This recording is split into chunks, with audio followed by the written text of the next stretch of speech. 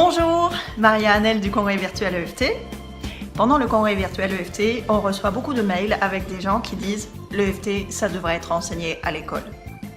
Et grâce à des initiatives dont nous allons vous parler, oui, l'EFT rentre à l'école, grâce, entre autres, à Anne. Bonjour Anne. Bonjour Maria. Anne, bonjour. Voilà, bonjour à tous. Anne Ciré, tu vis en Australie tout en étant française à la base et tu es la fondatrice du programme EFT en classe. Exact, je porte le projet, je préfère le terme porter. Oui, voilà. En plus d'être psychothérapeute et ingénieur à la base. Exact. Petite résonance. Point commun aussi avec Gary Craig, le fondateur de l'EFT. C'est vrai. Alors, selon toi, Anne, quels sont les intérêts, on peut en parler pendant des heures, mais deux intérêts principaux d'amener l'EFT en classe, tout d'abord pour les élèves et ensuite pour les professeurs. Exact. Alors, moi, c'est vrai que je dis pas professeur, je te reprends simplement, je dis éducateur ou enseignant. OK? Parce que, effectivement... Commençons par les élèves. On peut les appeler comme ça? On va commencer les élèves, ceux-là, on est d'accord. Ou les apprenants, peut-être? Oui, tu as raison, parce que finalement, ce programme, il s'adresse à tous les apprenants, et tu as tout à fait raison, aussi bien les plus jeunes, les tout petits, même on commence à la crèche, qu'aux plus âgés. Oui. Donc, tu vois, des gens de conservatoire ou, je veux dire, dans le sport, comme dans les sports-études. Donc, vraiment, on balaye un grand créneau. Oui. Et c'est pour ça qu'on dit en classe, parce que finalement, il y a plein de sortes de classes.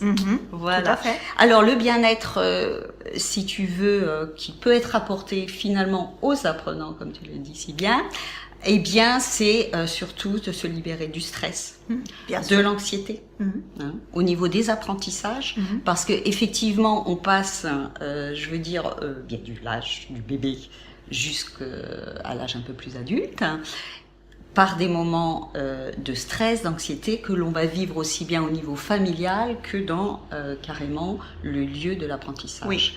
Mais aussi, on a des changements physiologiques et on pense aux ados, bien sûr. Exactement, puisque toutes les deux, on a des ados. Oui, et qu'en plus, c'est ta spécialité. Exactement. Donc là, effectivement, tu es bien obligé de gérer le stress que vont rencontrer ces jeunes gens. Oui. Et ce stress chez les jeunes gens qui va en plus être communiqué aux adultes qui les accompagnent, aussi bien à l'école qu'à la maison. Et aux parents. Oui, bien sûr. Donc, parce que quand tu disais les deux principaux axes, effectivement, les enfants et les apprenants, pardon, Moi, j'ai dit professeur, et tu m'as repris, tu n'aimais pas ce terme. Voilà, les éducateurs. Nous avons, oui, parce que, voilà, c'est pour ça que je disais les éducateurs, parce qu'on retrouve les parents. Oui. Parce que donc, éducateurs regroupe enseignants, autres personnels de l'école, comme en France on les appelle les ADSEM, enfin tout ce qui tourne autour de la puériculture et toutes les personnes qui travaillent avec des enfants. Exact. Et bien sûr les parents ou autres éducateurs. Bah oui, parce donc que... ça concerne un peu tout le monde cette affaire. Bah oui, parce que regarde, pense à ceux qui font l'école à la maison. Oui. Et là tu as des éducateurs aussi, qui sont les parents. J'ose même pas imaginer le stress. Donc, tu comprends que l'EFT... Oui, restons à classe, en classe. Restons en classe. Concrètement, pour amener l'EFT en classe, donc restons dans un premier temps du côté des apprenants, donc les élèves, communément appelés. Les enfants, oui. Parce qu'on a tous un petit enfant. Voilà, oui. Comment ça peut se passer? Est-ce que tu peux donner quelques exemples? Par exemple, en classe? Quand je donne des formations donc donc on va dire carrément là aux enseignants de classe, je leur propose de pratiquer l'EFT quand les enfants arrivent en classe. Parce que elle vit en Australie, elle dit EFT en anglais. Ah oui, désolé. Oui. C'est bon, j'ai mis les sous-titres. L'EFT, je t'avais prévenu, je pouvais mettre... Oui, bien sûr. Et donc, ils rentrent, ils arrivent, ils ont tout un bagage, on va dire leur petit cartable émotionnel, de tout ce qui s'est passé à la maison. Alors, peut-être vous pensez, vous, à une famille qui est dans le bien-être, mais c'est pas toujours le cas. Les enfants même les familles dans le bien-être, quand on pense à une matinée, un matin type. Ouais. Dépêche-toi. Voilà, hop.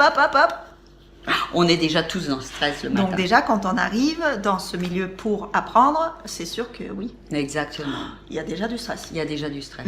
Donc tu comprends qu'une petite ronde d'EFT pour calmer ce stress, libérer donc tout ce qui est angoisse, anxiété qu'a pu subir un enfant aussi à la maison, parce que mis à part ce stress, il peut y avoir d'autres sortes de stress, plus dur, parce que là on pense...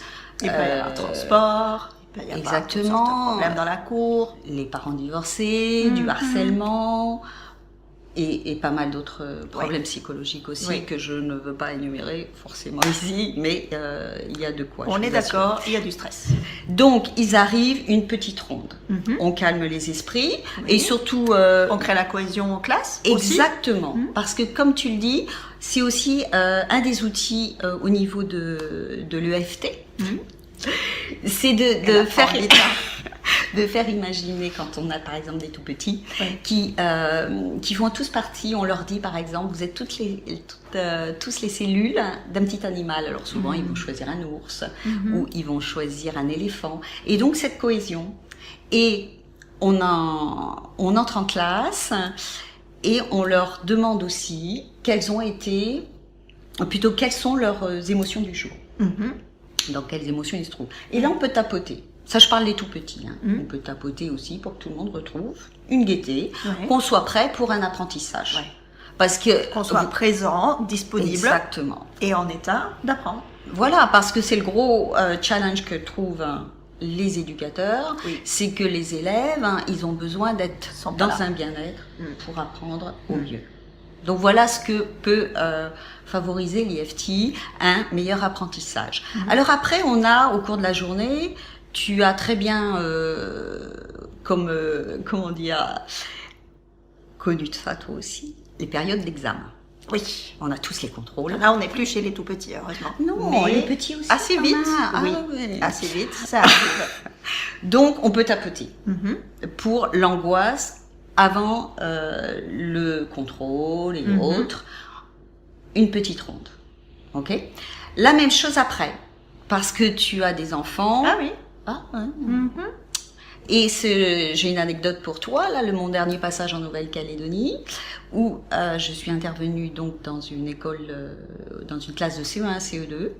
Nous avons eu, je veux dire, un retour de l'éducatrice qui a dit qu'un enfant justement avait loupé son petit contrôle. Je ne sais pas comment on l'appelle dans les petites classes de CE1, CE2. Oui, ça doit être des contrôles, Et tout de suite, ils ont dit on va faire une petite ronde que Anne nous a appris. Ah, super. Parce qu'il était... Mais oui, parce que quand on rend les copies, et certains enseignants, là c'est les enseignants, ils les rendent pas forcément avec beaucoup de délicatesse. Non, pas le fameux vraiment. peut mieux faire. Exactement. Oui. Donc là, tu leur avais enseigné une ronde pour apaiser ça et de dire ok, cette fois j'ai pas réussi, mais la prochaine fois. Exactement. Voilà, c'est pas une fatalité en fait. Et c'est pas pour ça que je suis un garçon cool ou je suis une petite fille cool. Ouais, super. Je vous dis cool parce qu'ils adorent. Ah bah oui, bien sûr. On dit cool. Oui, quand on travaille avec les enfants, c'est pas forcément je m'aime et je m'accepte. C'est ça que je voulais préciser super quand même. Petite fille, je suis cool. Ouais. Les rondes sont complètement différentes si on a affaire à un petit qu'à un plus grand. Mais on va pas forcément faire de la même manière qu'avec un adulte. Le vocabulaire pareil. Donc la petite ronde de cohésion le matin pour préparer un examen, pour débriefer un examen ou un contrôle. Alors, quoi d'autre? Même chose pour quand tu rentres de récré. Oui, bien sûr. Alors là... Arriver à rassembler tout le monde. Ou le lunch. Ou le lunch. Enfin, pardon, le déjeuner. La pause déjeuner. Donc, recohésion. On calme un peu les esprits. Ou on remotive parce que la digestion... oui. Oui, et le tapping pour le coup de barre après la digestion, très efficace. Voilà. À tout âge, pas forcément à l'école. Exact. Après, nous avons la possibilité, ce que l'on appelle la boîte à momo. D'accord. La boîte à momo, je vous explique. C'est la boîte MOTS, MAUX. Ah oui, donc tu fais de l'orthographe en même temps. C'est formidable. C'est une boîte, alors en fonction de l'âge, si c'est petit, ils ont construit une super boîte où on glisse finalement sans écrire son nom. Alors sachez que ça marche aussi pour, je vous entends, même ceux qui n'écrivent pas. Ils font un beau dessin. Ah oui. Ouais. Et là, les enfants mettent leurs problèmes. Donc, on peut faire une ronde sans préciser, donc on n'a pas besoin de savoir d'où ça vient, mais on sait les borrowing bénéfiques, les bénéfices partagés. Donc, on fait une ronde générale. Et là, on apprend à l'institutrice comment D'accord. communiquer. Ouais, super. Génial. Donc, voilà, s'il y a eu un problème particulier. Et les grands, c'est la même chose. Hein. Puis, on a un petit coin aussi, ce qu'on appelle l'IFT pour les tout petits, parce que là, les ados, non, on n'a plus trop ça. Ouais. Oui, il n'y a pas la place souvent, en plus. Ouais, alors, même le petit coin IFT, je ne sais pas si tu as déjà vu ces petites tentes qui se vendent. Ça permet, parce qu'il y a des classes qui ne sont pas très grandes. Oui. Donc, ça permet d'être isolé et les enfants tapotent. D'accord. Nounours avec des petits points, parce qu'on Oui. leur apprend. Donc, on a un petit nounours avec des points. On a d'autres petites choses qui permettent. Bref, c'est un petit coin où ils peuvent aller tapoter. Surtout, alors, je voudrais pas quand même trop aborder ça, mais tous les enfants qui ont soit des petits problèmes de comportement et qui ont besoin de s'isoler, de faire une pause. Voilà. Donc, avec l'accord de la maîtresse, en général, on dit à la maîtresse qu'ils n'ont pas besoin de demander l'autorisation. Elle leur explique et ils y vont. D'accord. Donc, ça, c'est très utile. Super. Voilà. Et en fin de journée? Et en fin de journée également, parce que, bien entendu, ils vont rentrer chez eux. Alors, d'abord, on n'a peut-être pas fait tout ce qu'il fallait dans la journée. Ouais. On n'a pas fini. Même l'institutrice, là, je parle pour les petits. Et assez vite, en France, en tout cas, on part avec le cartable chargé, avec tout ce qu'il y a à faire pour demain. Exactement. Est-ce que j'ai pas oublié quelque chose? Voilà. Le stress de ces enfants, de savoir tout ce qu'ils vont devoir faire. Qui rentrent dans des familles, ils vont pas forcément avoir un coin pour eux pour travailler. Oui.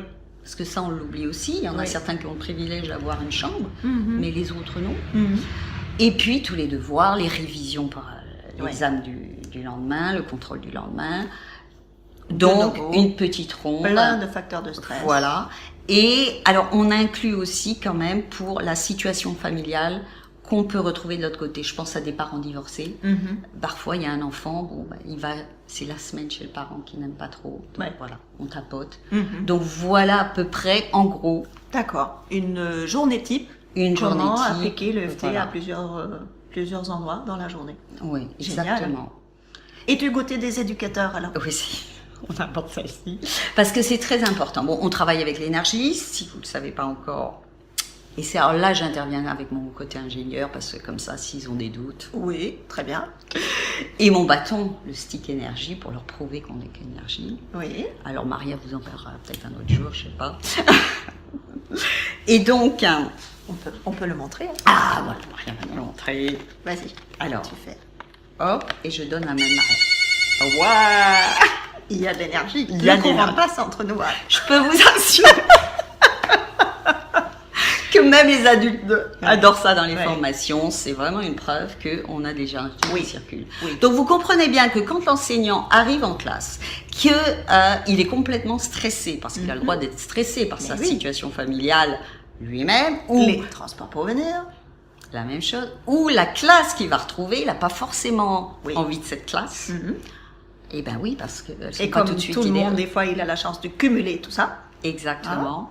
Donc, il vaut mieux qu'il se calme et qu'il se déstresse avant d'arriver dans sa classe. Parce que on sait très bien, comme on disait au niveau énergétique, si tu arrives déjà perturbé, mais surtout en te disant j'ai pas envie de cette classe ou autre chose, les enfants ils le perçoivent complètement. Oui.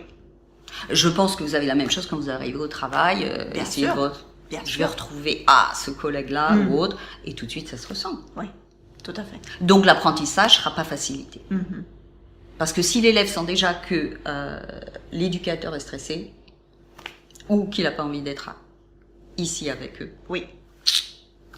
Donc voilà. Donc ça, c'est un point aussi où c'est utile pour l'éducateur. Okay. Après, il va bénéficier, tout comme les apprenants, de tous ces exercices qu'on a cités. Parce que le fait de faire la ronde de cohésion à l'arrivée et après les recrés, ça bénéficie à tout le monde. Et d'ailleurs, j'ai une petite anecdote. Quand on fait par exemple celle de la récréation, on a des petites capsules vidéo d'ailleurs qui le montrent. La maîtresse tapote aussi pour dire, et les enfants lui disent, maîtresse tapotez pour dire que ça vous énerve qu'on soit stressé, qu'on soit perturbé. D'accord.